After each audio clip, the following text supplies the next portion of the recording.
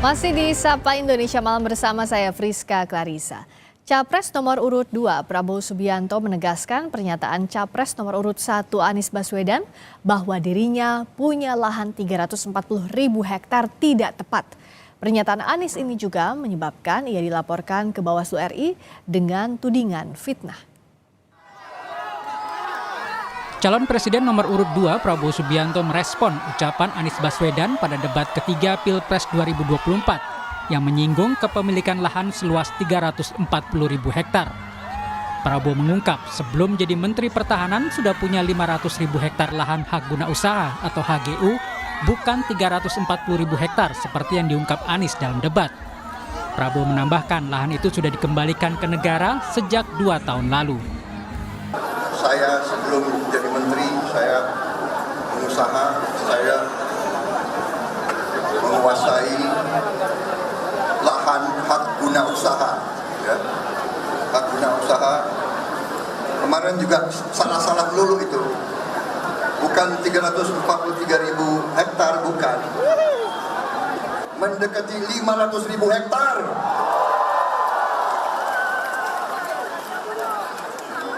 Dia mau ejek, mau menghasut, dia mau bikin rakyat benci sama saya. Padahal Pak Jokowi ada, saya di istana 2,5 tahun yang lalu, saya sudah serahkan tanah itu kepada negara. Sebelumnya Anies Baswedan mengkritik anggaran Kementerian Pertahanan. Anies lalu menyinggung terkait nasib tentara yang tidak memiliki rumah dinas.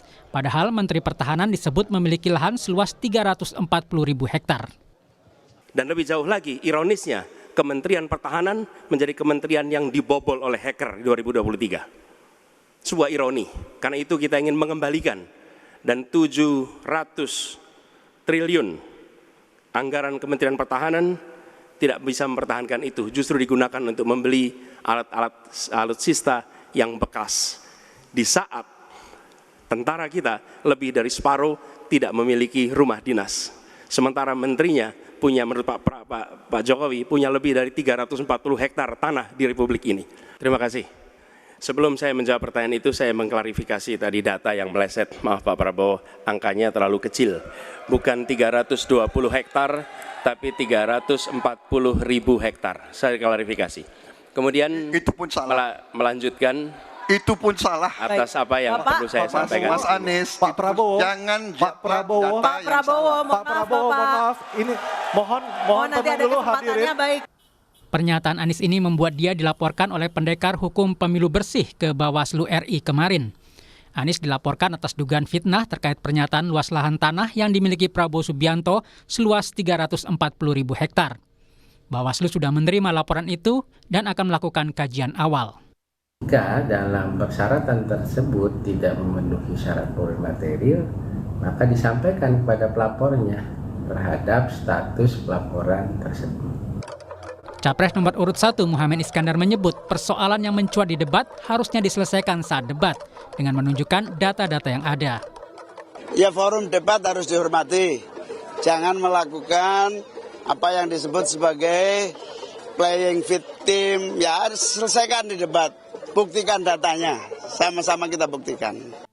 Bawaslu kini punya waktu 2 hari untuk mengkaji laporan terkait Anies Baswedan, termasuk mempelajari materi laporan. Tim Liputan Kompas TV. Pernyataan Capres nomor urut 1 Anies Baswedan yang menyebut Capres nomor urut 2 Prabowo Subianto memiliki lahan 340.000 hektar berujung pada dilaporkannya Anies ke Bawaslu dengan dugaan fitnah. Apakah yang diungkap di debat bisa dilaporkan ke Bawaslu dan apakah data yang diungkap oleh Anies sudah benar? Kami akan membahasnya bersama Dewan Pakar Timnas Anies Mohaimin Refli Harun dan Dewan Pembina Perludem Titi Anggraini. Selamat malam Bung Refli, Mbak Titi. Selamat malam. Selamat malam, Mbak Friska. Waalaikumsalam warahmatullahi wabarakatuh. Saya ke Bung Refli dulu. Jadi sebenarnya data yang diungkap Mas Anies itu bisa dipertanggungjawabkan atau tidak? Karena tadi Pak Prabowo membantah. Kata Pak Prabowo itu hampir 500.000 hektar, tapi itu pun HGU dan sudah dikembalikan ke negara. Ya ini kan aneh, bin ajaib gitu. Kalau misalnya datanya 500.000 hampir, Ya itu kan lebih lebih merusak rasa keadilan, sense of justice kita. Dan dikatakan statusnya HGU, Bung Refli. Ya, soal status itu kan soal kepemilikan tanah itu kan macam-macam. Ada yang HGU, ada yang HGB, ada yang hak milik. Tapi intinya memang itu adalah kepemilikan karena memang tanah itu kan dilekatkan pada hak milik. Nah, ketika kemudian angkanya ternyata lebih besar lagi, kok masa berarti Anies itu sebenarnya terlalu sederhana, dia terlalu apa istilahnya, terlalu rendah hati. Karena ternyata datanya 500.000. Jadi persoalannya adalah ini kan terkait dengan penguasaan lahan yang sudah menjadi isu. Kita tahu bahwa 1% penduduk Indonesia itu menguasai lahan yang besar sekali. Ada yang mengatakan 57%, ada yang mengatakan 75% dan lain sebagainya. Ini soal yang terkait dengan bagaimana kita distribusi keadilan. Nah, makanya kemudian tim Amin kan mengatakan keadilan kemakmuran bagi semua. Jadi kalau semua kemudian soal tanah yang kurang ini kemudian dilaporkan aneh bin ajaib, itu satu. Yang kedua, ini debat itu dan debat capres ini forum yang resmi kenegaraan. Debat capres itu orang beradu data, beradu fakta dan argumen. Kalau fakta dan datanya dianggap keliru, justru itu kan kesempatan bagi pihak lawan atau capres lainnya untuk berargumentasi balik, mengemukakan fakta yang lain. Nah ini kan Prabowo kan tidak menyampaikan fakta atau data apa-apa. Coba kalau dia mengatakan, Mas Anies salah, yang benar hampir 500.000. Dan sebagian saya sudah kembalikan ke negara. Nanti akan kita lihat bagaimana dinamika debatnya. Apakah pernyataan tersebut makin membuat orang tidak simpati, apakah justru orang mengatakan, wah kaya sekali Pak Prabowo ini kan. Saya tanya ke Mbak Titi, sebenarnya ini melanggar aturan pemilu atau tidak? Kalau misalnya menyinggung hal-hal yang dianggap kepemilikan hal pribadi di luar debat. Iya, kalau kita lihat Mbak, larangan dalam kampanye itu diatur di dalam Undang-Undang Nomor 7 Tahun 2017, tepatnya di pasal 280 ayat 1. Di sana disebutkan dalam kampanye, pelaksana kampanye, peserta kampanye, tim kampanye dilarang mempersoalkan NKRI, Undang-Undang Dasar, Pancasila, menghina, menghasut, mengadu domba. Menghina ini suku, agama, ras, golongan, kelompok begitu ya. Dan juga menjanjikan uang dan seterusnya, menggunakan tempat ibadah dan lain-lain. Jadi larangan-larangan di sana disebutkan dengan eksplisit. Selain itu juga ada tata tertib debat. Nah, tata tertib debat itu merupakan tata cara, prosedur, mekanisme di dalam pelaksanaan debat. Tadi kalau pasal 280 itu sebagian besar merupakan tindak pidana pemilu yang ancaman hukumannya diatur di pasal 521. Nah, kalau kita lihat debat ya, debat itu kan ada beberapa segmen. Dalam segmen itu ketika misalnya ada pertanyaan, maka ada kesempatan juga untuk merespon. Jadi bukan hanya satu arah, tetapi dua arah. Hal-hal yang terkait dengan data, tadi saya setuju dengan Pak Refli, dikonfirmasi dalam proses debat. Tapi kalau dalam proses debat itu ada hinaan, begitu ya, hinaan terhadap suku, agama, ras, golongan, maka itu memang bisa dilaporkan kepada Bawaslu. Bawaslu lah yang nanti akan menilai itu. Apakah betul itu menghina ataukah kemudian itu bagian dari substansi debat yang mestinya justru di sanalah gagasan, program kerja itu diuji dengan rekam jejak. Jadi sah-sah saja kalau kemudian para calon ini mengkonfirmasi gagasan yang ditawarkan oleh para calon yang lain dengan rekam jejak yang mengkonfirmasi apakah itu memungkinkan atau kemudian memang mencerminkan latar belakang si calon untuk merealisasikannya. Jadi hal-hal seperti itu memang dalam proses debat menjadi dimungkinkan. Makanya ada sesi saling bertanya, merespon begitu ya.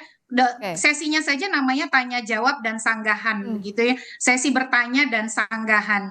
Nah disitulah ruangnya untuk dilakukan. Tapi kalau kemudian tuduhannya adalah menghina, memang itu dilarang. Tetapi apakah betul menghina, itu yang akan dilakukan kajian oleh Bawaslu. Tentu saja menghina ini kan supaya tidak jadi subjektif, dia harus dihadirkan ahli untuk didengar, untuk menilai apakah klaim terhadap penghinaan itu betul-betul terbukti dan valid untuk ditindaklanjuti. Tapi dalam proses debat mengkonfirmasi gagasan program kerja dengan kemudian kemampuan untuk merealisasikan, merujuk kepada rekam jejak dan latar belakang seseorang, ya menurut saya itu sebagai sesuatu yang sah-sah saja untuk dilakukan. Nah, Bung Refli juga melihat ini hal yang sah-sah saja. Apakah bisa dikatakan memang strateginya Mas Anies untuk memancing emosinya Pak Prabowo dengan mengaitkan kepemilikan lahan? Padahal ini memang temanya soal pertahanan, keamanan, hubungan internasional yang tidak secara langsung ke sana, tapi dikaitkan ke sana.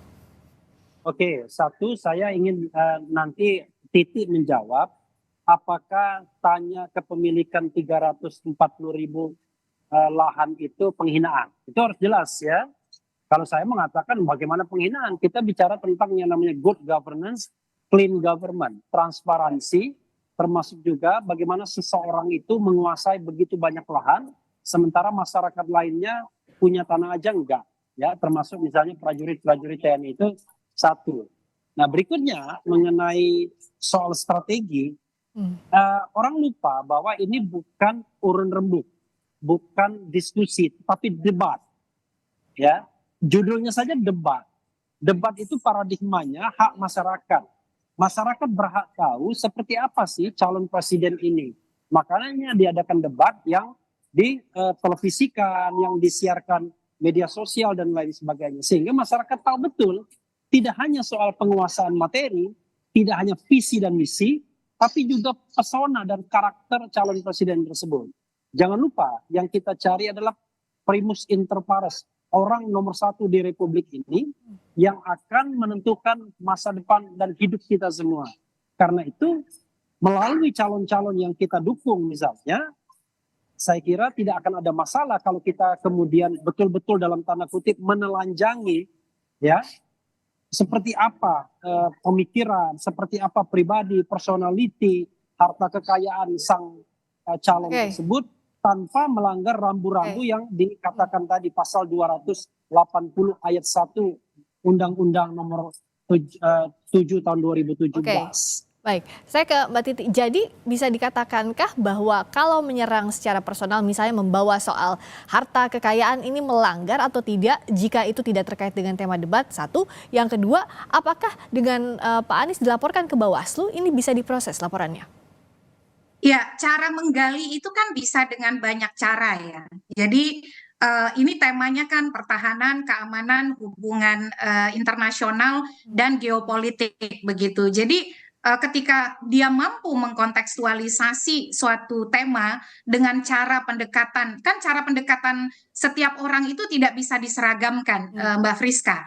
Dalam suatu debat atau kemudian adu gagasan bisa saja ada orang yang tipikalnya to the point, ada orang yang tipikalnya menggunakan ilustrasi, ya, ada orang yang lebih berputar tapi kemudian menyampaikan konteks untuk melihatnya secara lebih utuh begitu. Karena ini kan menggabungkan 4 tema yang saya kira bukan tema yang sederhana.